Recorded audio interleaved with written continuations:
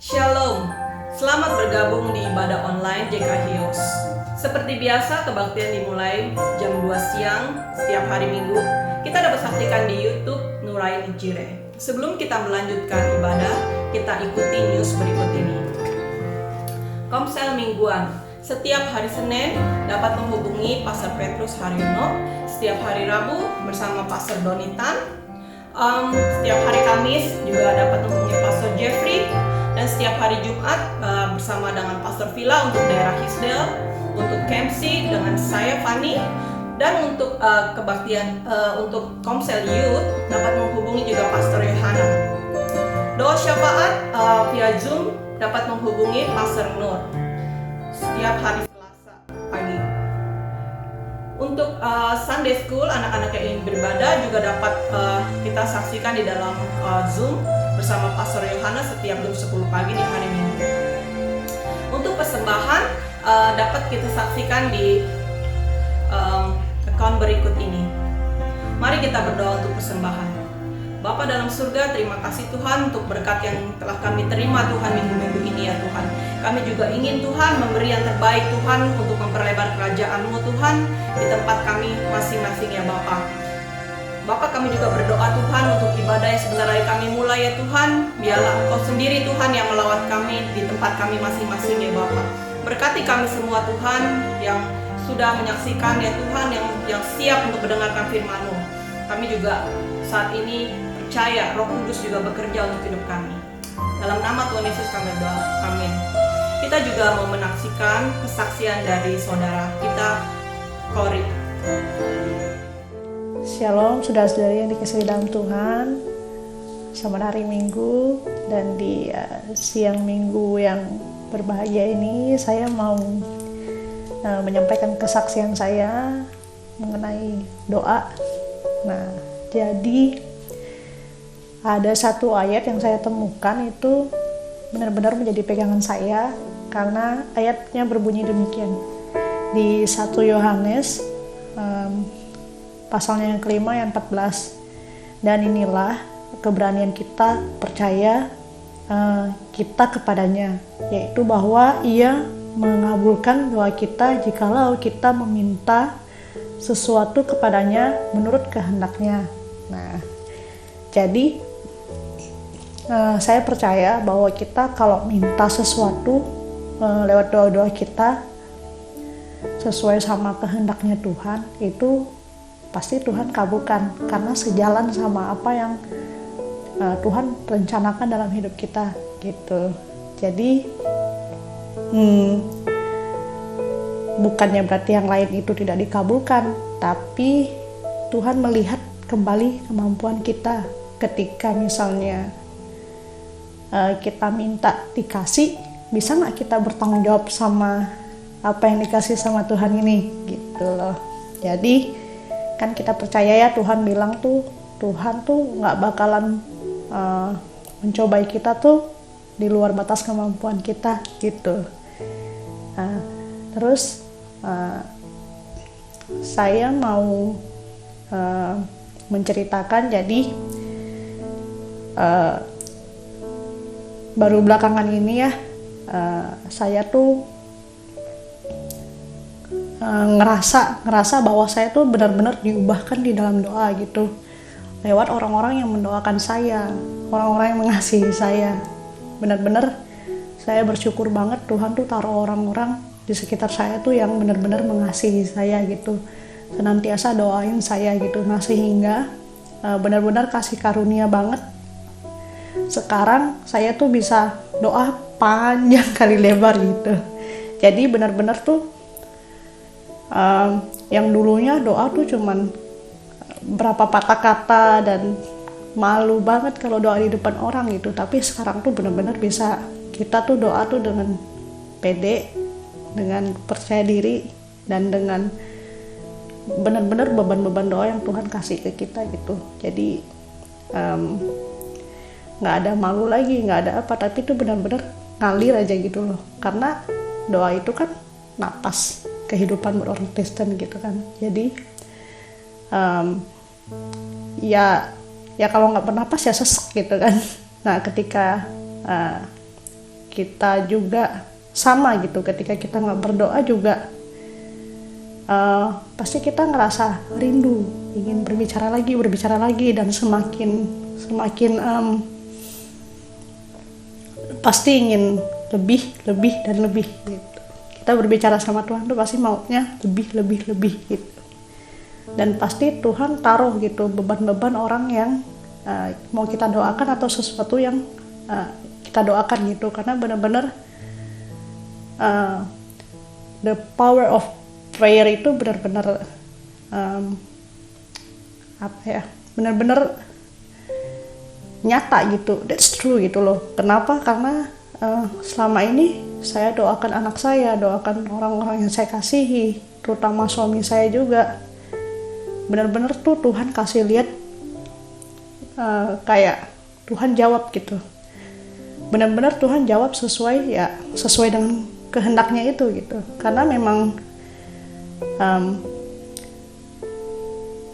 saya doain si anak saya Louis supaya dia nggak terlalu hyperaktif lagi, supaya dia lebih bisa dengerin orang, karena dulu dia kalau kita panggil aja dia nggak noleh gitu ya. Tapi sekarang puji Tuhan banget tuh, panggil aja tuh udah langsung noleh gitu. Nah memang kalau buat orang lain mungkin itu apa sih jawaban doa begitu doang gitu, tapi buat saya itu benar-benar jawaban doa yang sangat-sangat berarti gitu, karena benar-benar kelihatan gitu. Nah itu saya kekuatan doa gitu loh. Nah terus juga orang-orang yang kita kasihi kayak adik saya doain adik saya dan calon adik ipar saya untuk mereka bisa join lagi ke gereja gitu. Setelah sekian lama mereka nggak gereja lagi gitu, dan ternyata dijawab gitu. Mereka udah mulai mau ikut komsel dan segala macam gitu. Tuh udah sesuatu pergerakan yang pasti Tuhan jamah gitu, pasti Roh Kudus mulai nyala lagi di dalam hati mereka gitu. Saya percaya sih begitu. Nah terus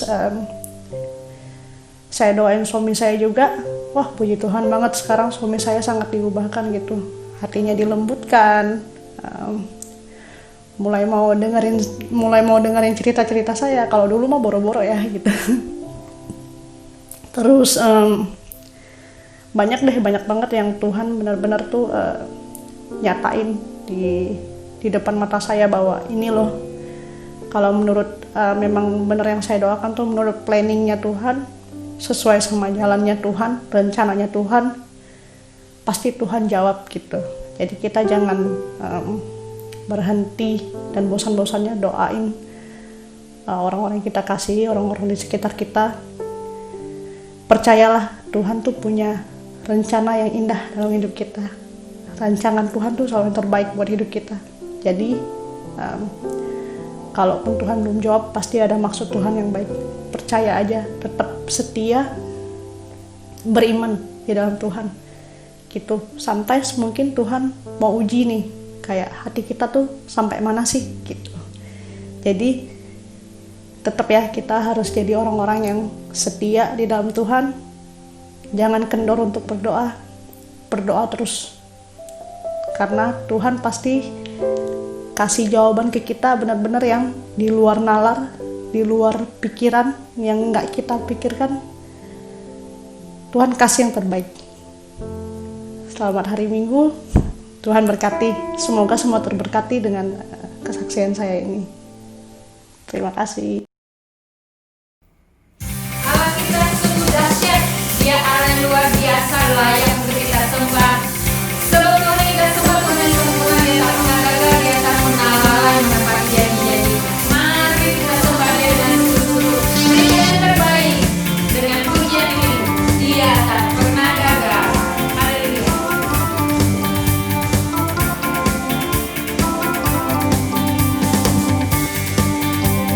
Nyatakan, Dia tak pernah gagal. Dia tak pernah gagal.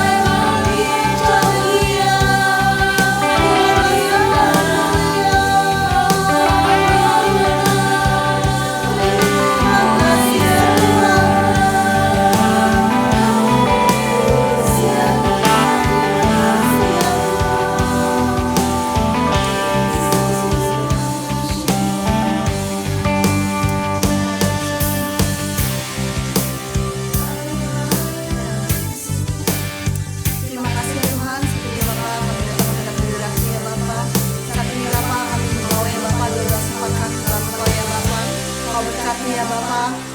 Sedang jemaatmu yang saat ini ya Bapak selalu beribadah online ini ya Bapak, kau berkati ya Bapak. Biarlah ya Bapak sedang mereka juga dapat bertumbuh beribadah online ini ya Bapak. Kami percaya Tuhan Yesus, kau berkati ya Bapak. Kami bawa ya Bapak untuk gereja-gerejamu yang ada di Australia ini ya Bapak, kau berkati ya Bapak. Walaupun gereja kalian saat ini ya Bapak susah untuk beribadah ya Bapak, kami percaya Tuhan, kau berkati setiap ibadah kebaktian online yang ada di setiap gereja yang ada ya Bapak. Sungguh Tuhan, kami juga berdoa untuk pemerintah Australia ya Bapak, untuk negara Australia ini ya Bapak, kau berkati ya Bapak negara ini ya Bapak, negara ini ya Bapak. Sungguh ya Bapak, negara yang takut akan Engkau ya Bapak. Engkau yang mengubahkan keadaan ini ya Bapak saat ini ya Bapak. Keadaan kondisi yang ada ya Bapak untuk negara ini ya Bapak. Dan konflik ya Bapak, virus yang ada ya Bapak, akan percaya Tuhan Engkau akan hilangkan, bahkan Engkau akan hapuskan secara total ya Bapak. Percaya Tuhan, bagi Engkau tidak mustahil ya Bapak. Biarlah Bapak pemerintahan Australia ini Bapak memberikan kebijaksanaan yang lebih baik ya Bapak. Yang takut akan Engkau, setiap keputusan mereka ambil ya Bapak. Sungguh keputusan daripada Engkau saja ya Bapak. Kau berkati Bapak, jajaran dari yang tertinggi sampai yang terbawah sekalipun ya Bapak, kau berkati mereka ya Bapak. Untuk penduduk Australia juga kau berkati ya Bapak, mereka juga keadaan saat ini mereka mencari Engkau ya Bapak, bukan terpuruk dalam keadaan kekhawatiran yang ada ya Bapak, tetapi mereka mencari Engkau lebih lagi ya Bapak. Sungguh Tuhan, kau berkati ya Bapak, kau pulihkan negara ini ya Bapak. Kami juga berdoa untuk Indonesia ya Bapak, kau juga pulihkan ya Bapak negara Indonesia ini ya Bapak. Kau berkati ya Bapak untuk seluruh kami yang masih di sana ya Bapak, segala family kami yang juga kau berkati, kau lindungi ya Bapak. Berkati negara Indonesia juga ya Bapak, jajaran dari atas juga sampai ke bawah yang kau berkati ya Bapak. Biarlah juga keputusan mereka yang akan ambil ya Bapak, keputusan pada Kau saja ya Bapak. Biarlah Bapak keamanan yang ada untuk Indonesia juga kau berkati ya Bapak. Sungguh Tuhan, kau berkati negara Indonesia ini ya Bapak.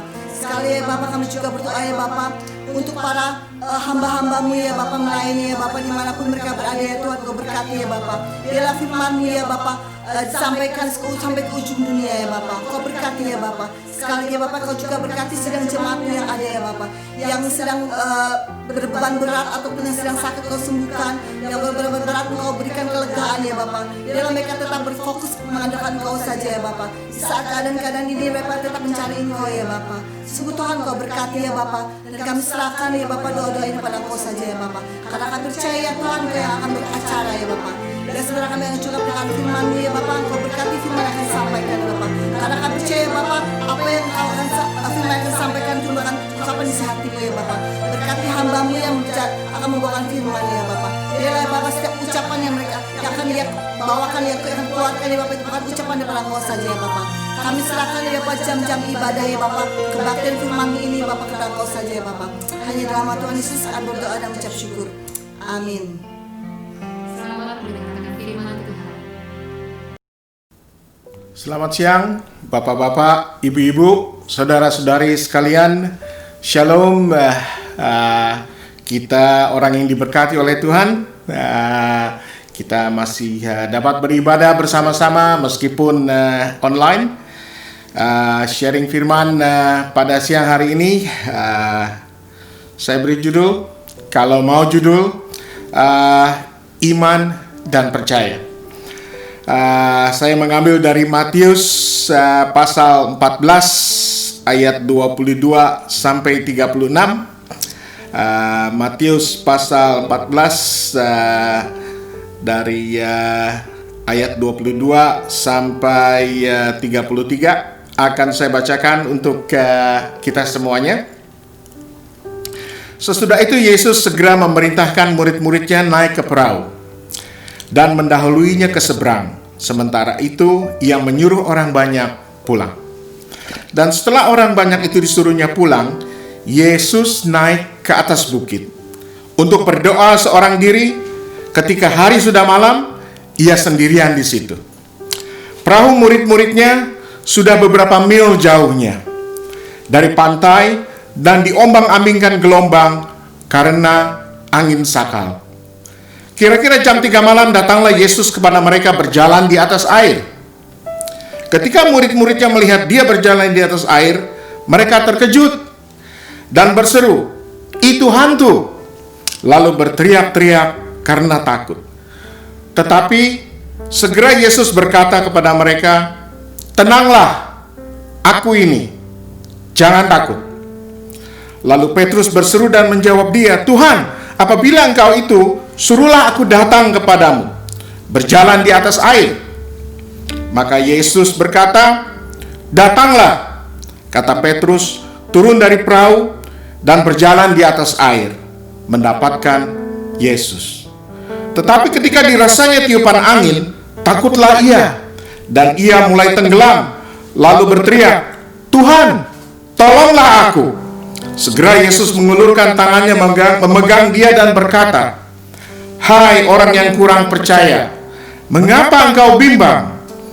Lalu mereka naik ke perahu dan angin pun redalah. Dan orang-orang yang ada di perahu menyembah dia, katanya, "Sesungguhnya engkaulah anak Allah." Itulah bacaan yang kita dapat baca dari kitab Matius. Dengan persetujuan Yesus, Petrus dimampukan berjalan di atas air, tetapi ketakutan pada angin kencang membuat dia tenggelam. Kebimbangan sering datang ketika kita tidak lagi berfokus pada kuasa Tuhan, tapi pada kuasa lain atau pada diri kita sendiri. Perlu iman yang total kepada Allah dan tidak gentar oleh kekuatan-kekuatan lain, agar mujizat Allah terjadi dalam hidup kita. Sebab di dalam 2 Timotius 1 ayat 7, 2 Timotius 1 ayat 7 dikatakan, "Sebab Allah memberikan kepada kita bukan roh ketakutan, melainkan roh yang membangkitkan kekuatan, kasih, dan ketertiban." Jadi kita tidak perlu takut oleh keadaan dunia, sebab kita sudah diselamatkan. Apalagi kita mengatakan bahwa kita adalah anak-anak Allah. Kita tidak akan dibiarkan tergeletak, sebab tangan Tuhan yang kuat akan selalu siap sedia menopang kita. Dan dikatakanlah pada hari-hari terakhir ini, pada masa-masa sulit seperti sekarang ini, banyak dikatakan bahwa orang lebih mementingkan kepentingan dirinya sendiri. Mereka tidak lagi mengandalkan kekuatan Tuhan, mereka mengandalkan kekuatannya sendiri, dan mereka pun berlaku jahat. Seperti dikatakan dalam 2 Timotius 3 ayat 1 sampai 7. 2 Timotius 3 ayat 1 sampai 7 dikatakan, "Ketahuilah bahwa pada hari-hari terakhir akan datang masa yang sukar. Manusia akan mencintai dirinya sendiri dan menjadi hamba uang. Mereka akan membual dan menyombongkan diri. Mereka akan menjadi pemfitnah. Mereka akan berontak terhadap orang tua dan tidak tahu berterima kasih. Tidak mempedulikan agama, tidak tahu mengasihi, tidak mau berdamai, suka menjelekan orang, tidak dapat mengekang diri, garang, tidak suka yang baik, suka mengkhianat, tidak berpikir panjang, berlagak tahu, lebih menuruti hawa nafsu daripada menuruti Allah. Secara lahiriah mereka menjalankan ibadah mereka, tetapi pada hakikatnya mereka memungkiri kekuatannya. Jauhilah mereka itu, sebab di antara mereka terdapat orang-orang yang menyelusup ke rumah orang lain dan menjerat perempuan-perempuan lemah yang syarat dengan dosa dan dikuasai oleh berbagai-bagai nafsu, yang walau selalu ingin diajar, namun tidak pernah dapat mengenal kebenaran." Kedengarannya ini menggambarkan situasi keadaan dunia sekarang ini, yang banyak orang mementingkan kepentingannya diri sendiri daripada memikirkan juga kepentingan orang lain. Banyak mereka menjadi selfish, menjadi egois, dan mereka memakai kekuatannya sendiri, dan mereka menjauhi ibadah. Mereka lebih mementingkan uang daripada mementingkan kehidupan rohani mereka. Dan tentang iman dan percaya, dikatakan di dalam Ibrani pasal 11 ayat 1 dan 3, Ibrani pasal 11 ayat 1 dan 3, iman adalah dasar dari segala sesuatu yang kita harapkan dan bukti dari segala sesuatu yang tidak kita lihat. Karena iman kita mengerti bahwa alam semesta telah dijadikan oleh firman Allah, sehingga apa yang kita lihat telah terjadi dari apa yang tidak dapat kita lihat. Alkitab sudah mengatakan tentang iman. Dan bagaimanakah Alkitab mengatakan tentang kepercayaan? Kita sebagai orang-orang yang percaya, yang telah diselamatkan. Menurut kitab Roma pasal 10 ayat 9 sampai 11 dikatakan, sebab jika kamu mengaku dengan mulutmu bahwa Yesus adalah Tuhan dan percaya dalam hatimu bahwa Allah telah membangkitkan Dia dari antara orang mati, maka kamu akan diselamatkan.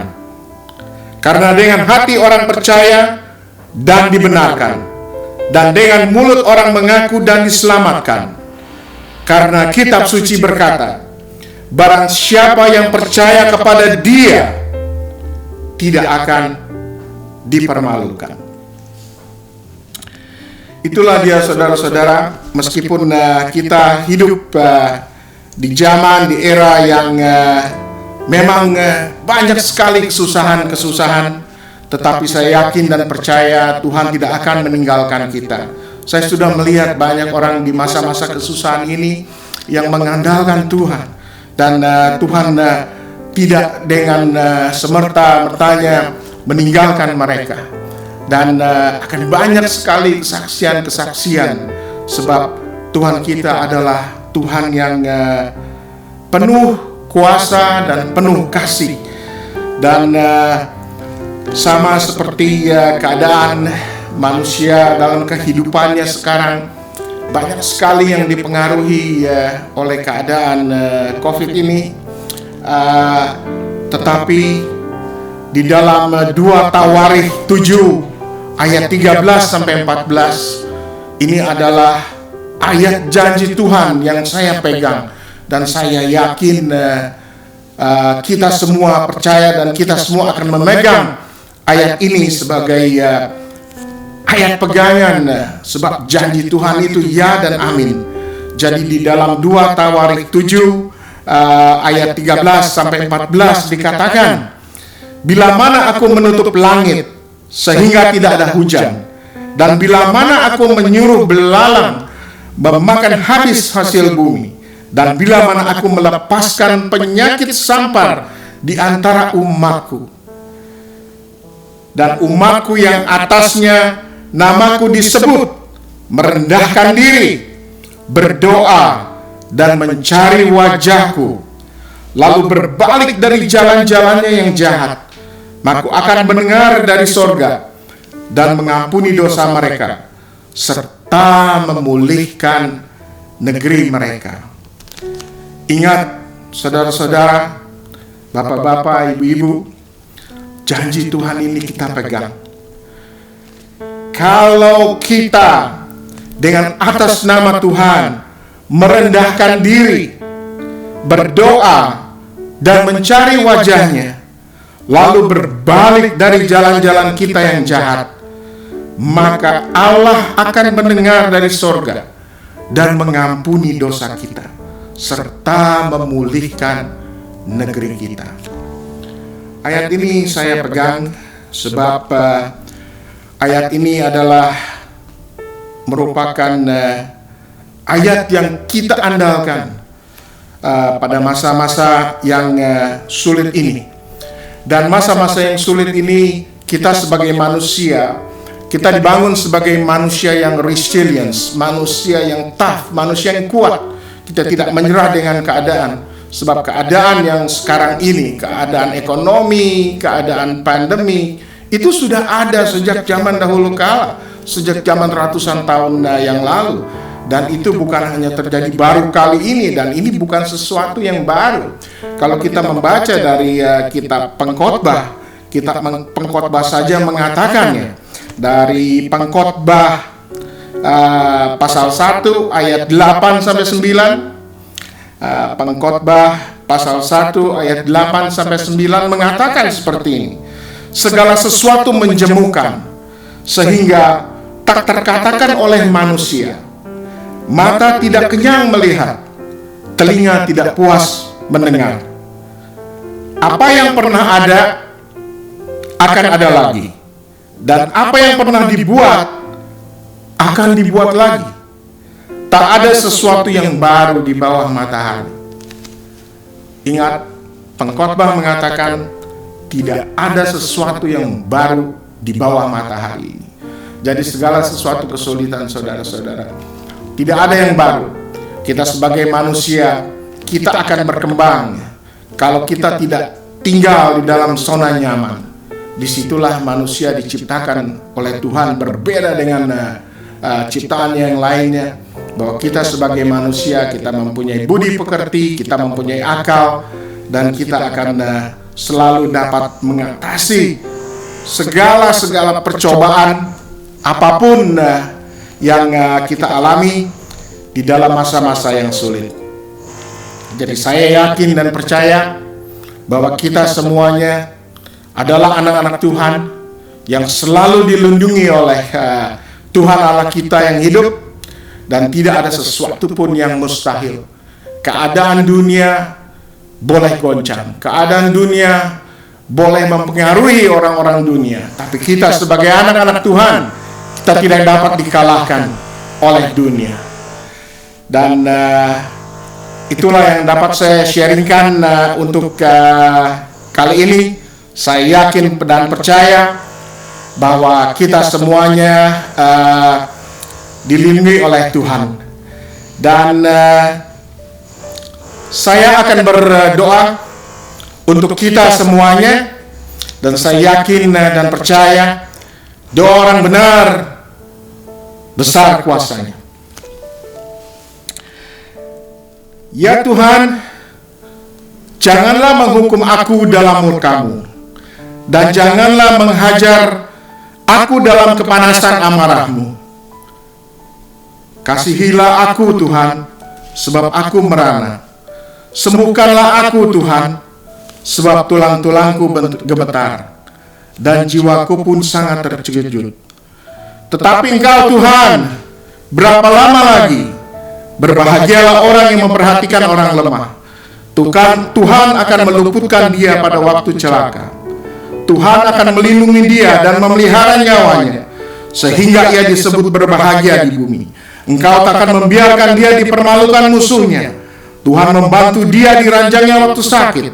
Di tempat tidurnya Kau pulihkannya sama sekali pada sakitnya.